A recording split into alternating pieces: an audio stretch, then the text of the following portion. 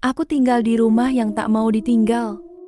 Tahun ke-1995 keluarga kami pindah ke sebuah rumah tua di pinggiran kota. Rumah peninggalan nenek buyut, katanya bernilai sejarah.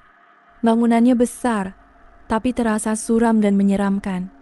Kayu-kayunya sudah lapuk dimakan usia, dan banyak bagian yang rusak. Aku masih ingat jelas, aroma lembab dan sedikit apek selalu memenuhi setiap sudut rumah. Awalnya, tidak ada kejadian aneh. Hanya saja, suasana di rumah selalu terasa dingin, bahkan di siang hari yang terik.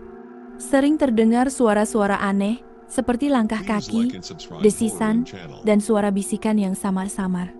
Aku sering mengira itu tikus atau kucing, tapi suaranya selalu terasa beda. Kejadian aneh mulai sering terjadi beberapa bulan kemudian.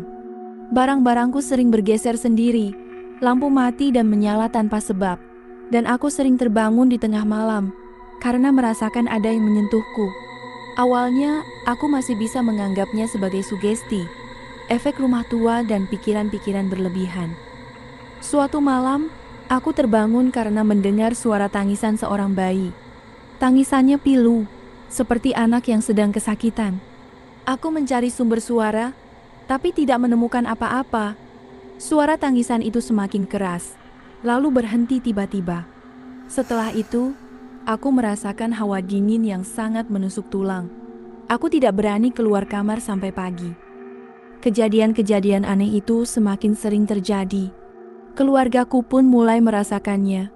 Ibu sering melihat bayangan hitam berkeliaran di rumah. Ayah sering mendengar suara gamelan Jawa yang sayup-sayup. Bahkan, kami sering menemukan sesajen di beberapa sudut rumah. Puncaknya, ketika adikku, yang masih balita, tiba-tiba jatuh sakit keras. Dokter tidak menemukan penyebabnya.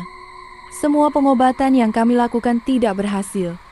Kondisi adikku semakin memburuk. Akhirnya, kami memutuskan untuk pindah rumah. Saat hari pemindahan, peristiwa yang paling mengerikan terjadi. Mobil truk yang mengangkut barang-barang kami mogok berulang kali, bannya bocor, dan mesinnya tiba-tiba mati di tengah jalan. Semua terasa seperti ada yang menghalang-halangi kami untuk meninggalkan rumah itu. Setelah beberapa kali mengalami hal yang sama, kami memutuskan untuk meninggalkan beberapa barang di rumah itu. Setelah itu, perjalanan kami menjadi lancar. Adikku pun mulai membaik setelah kami pindah.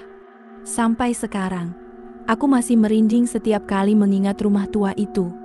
Rumah yang seakan-akan